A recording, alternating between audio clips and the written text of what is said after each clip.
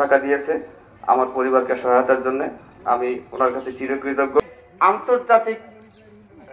আন্তর্জাতিক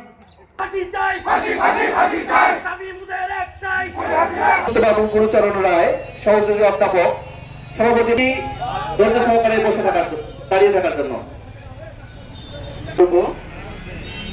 বাইবেলে লেখা আছে, তোমরা পৃথিবীর লবণ। পার্শ্ববর্তী বন্ধু রাষ্ট্র ভারত, আপনারা এসে দেখে যান আমরা বাংলাটা আপনাদের দেশেও আছে। এই বাংলা ওম শান্তি। সকলকে ধন্যবাদ।